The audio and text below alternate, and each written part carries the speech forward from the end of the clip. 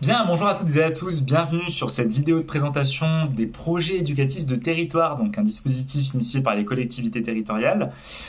Il faut savoir que le projet éducatif de territoire, c'est un dispositif qui a été permis, si l'on peut dire, par la réforme des rythmes scolaires.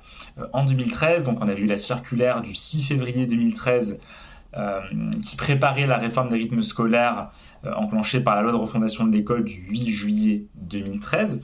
Savoir que cette loi n'abordait pas de manière directe la question un peu épineuse des rythmes scolaires, mais il y avait un décret préparatoire qui proposait l'allongement de la semaine scolaire à 4,5 jours au lieu de 4 jours avant.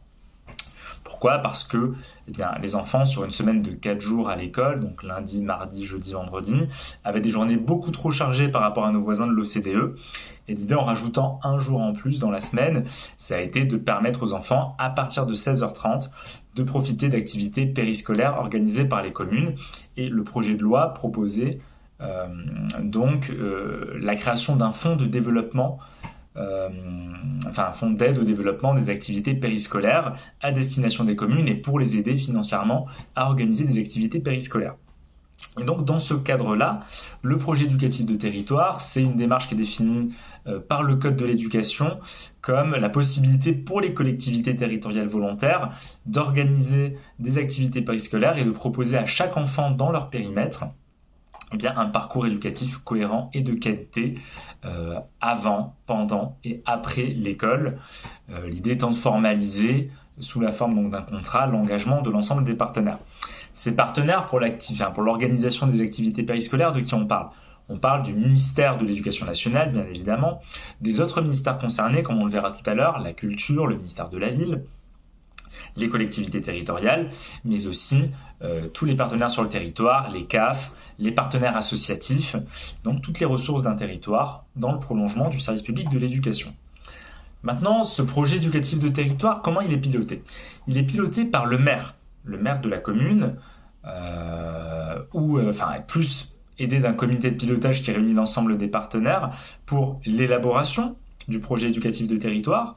Donc c'est un projet éducatif fait sur 5 ans pour Montpellier entre 2022 et 2027, jusqu'au suivi de sa mise en œuvre. Ce comité de pilotage reste en place, à savoir 3 choses. C'est que d'une part, dans le cadre de l'élaboration du projet éducatif de territoire, les conseils d'école sont consultés. Les conseils d'école, ce sont dans chaque établissement scolaire des assemblées qui composées des parents d'élèves, des personnels de l'école, qui votent les décisions importantes comme le règlement intérieur, comme le projet d'école, les moyens, la restauration, l'hygiène, entre autres, et donc ils sont consultés dans le cadre de l'élaboration du projet éducatif de territoire. Évidemment, le DAZEN va être consulté, donc le représentant de l'État pour l'éducation nationale au niveau du département, puisque le temps périscolaire, c'est un temps qui est lié au temps scolaire, qui est défini par le DAZEN au niveau de l'heure du début de l'école, au niveau de l'heure de la fin de l'école, de la pause méridienne. Donc il sera consulté et évidemment il sera associé à la démarche, bien entendu. Et puis autre chose, c'est que l'élaboration du projet éducatif, il ne faut pas oublier qu'elle est à l'initiative de la collectivité territoriale, et donc dans ce cadre, elle est garante de la qualité de ce projet, elle est garante aussi du contrôle des qualités de l'ensemble des partenaires nécessaires à l'accueil et puis à la sécurité physique et morale des mineurs. Voilà pour le pilotage, à savoir que ça prend, donc, comme on l'a dit, la forme d'un engagement contractuel par l'ensemble des partenaires, mais il peut y avoir des conventions supplémentaires adossées au projet éducatif pour définir le niveau et la nature des moyens mobilisés par l'ensemble des partenaires. Et ce projet, il prend aussi l'ensemble des contrats qui peuvent déjà exister et l'offre périscolaire existante.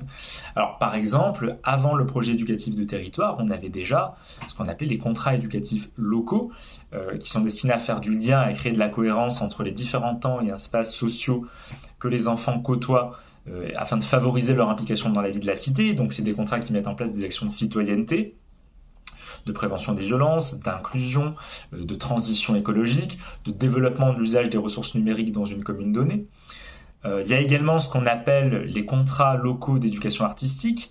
Alors c'est assez original, ce sont des résidences en fait d'artistes qui sont ouvertes au public à partir de 3 ans pour permettre aux enfants de voir eh bien, le processus de création artistique, comment ça marche au niveau du cinéma, de la photographie, de la musique.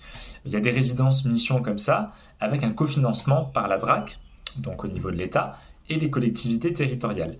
On a également dans cette veine-là les contrats territoire lecture depuis 2010 qui permettent à l'État et aux collectivités de s'associer pour le développement de projets autour de la lecture, donc des réseaux de lecture publique, le développement du numérique dans la lecture, avec une priorité pour les quartiers politiques de la ville. Et ça représente des contrats d'à peu près 19 000 euros voilà, sur les différents lieux et quartiers dédiés ou sur lesquels on peut organiser une activité de lecture. On en a d'autres, on a les contrats enfants-jeunesse qui ont été remplacés en 2020 par les conventions territoriales globalisées. Alors l'idée c'est d'avoir des conventions entre les CAF, l'État et les collectivités pour sacraliser certains moyens, pour les dédier à une offre de services autour de la parentalité de la petite enfance. Les CTG vont plus loin que les CEJ, les anciens CEJ, puisqu'il y a une visée stratégique. Et l'idée, c'est de mettre en œuvre, de mobiliser non seulement les moyens financiers des CAF, mais aussi leurs moyens en termes d'ingénierie pour développer donc une offre de services sur la parentalité et la petite enfance. On a encore donc les contrats de ville, évidemment, dont les actions éducatives sont reprises par le projet éducatif de territoire. Et puis, on a également les contrats locaux d'accompagnement à la scolarité pour les enfants de l'école jusqu'au lycée qui ne disposeraient pas des ressources suffisantes et de l'environnement social et familial nécessaire à la réussite et à l'épanouissement à l'école. Et donc là, on va mettre en place des groupes d'enfants de à peu près limités, entre 8 et 12 enfants maximum, dans des temps en complémentarité de l'école, sur des espaces séparés, dans des centres d'accueil, des centres de loisirs, pour les aider au travail à la méthodologie scolaire, leur proposer des apports culturels pour la réussite en tant qu'élève et favoriser l'implication des parents en leur permettant de mieux connaître le système scolaire, ce qui évidemment va développer leur implication. Donc ça, c'est des dispositifs financés par les CAF à hauteur de 2 500 euros par groupe d'enfants par an, 300 euros en plus si on a un projet culturel derrière ou un projet autour de l'utilisation du numérique. Et donc, tous ces contrats-là sont agrégés, sont repris par le projet éducatif de territoire, en plus de ses propres actions.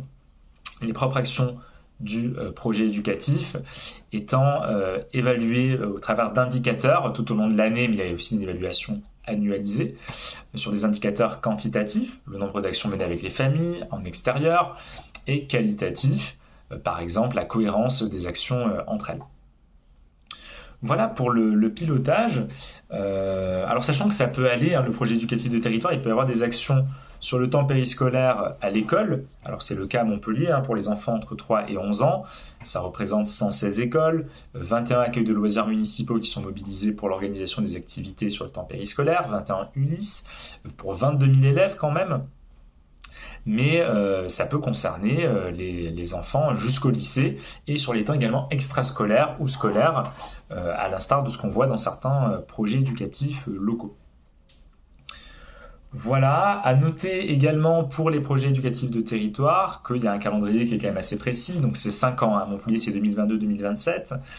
Il va y avoir un diagnostic qui va être fait par le comité de pilotage pour voir quels sont les besoins du public scolaire local, quel est le périmètre adapté, est-ce qu'on fait un PEDT au niveau d'un EPCI, d'une commune, selon les besoins,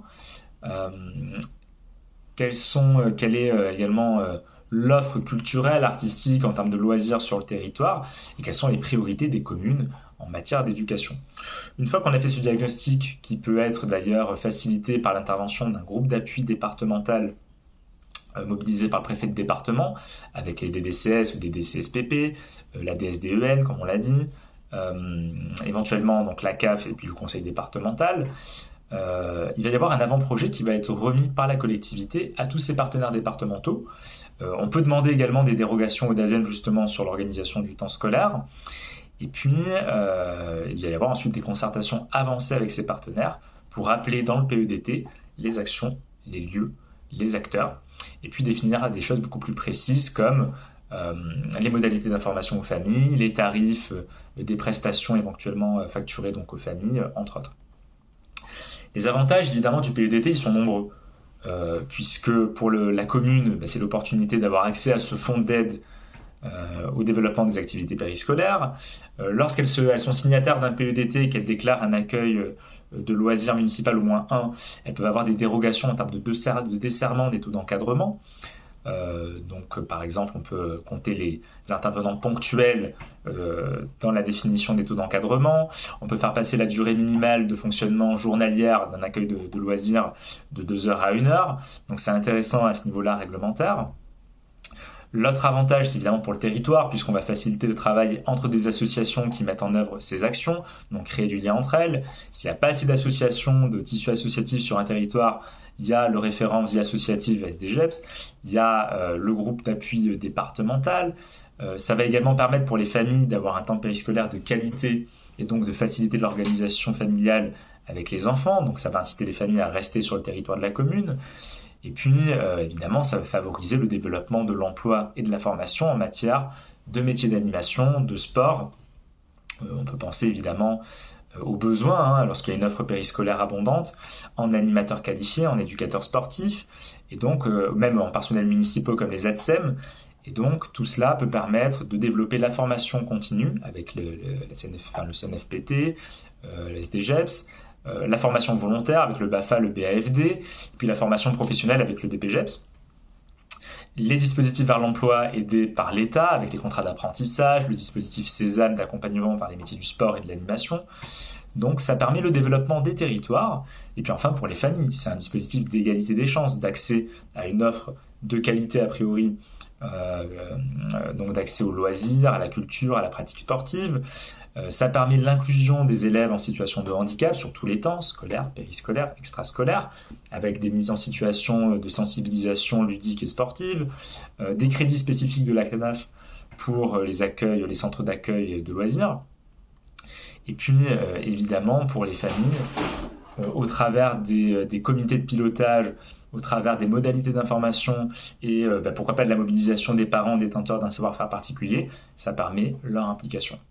Voilà, j'espère que c'était clair. On se retrouve pour une prochaine thématique sur le monde de l'éducation.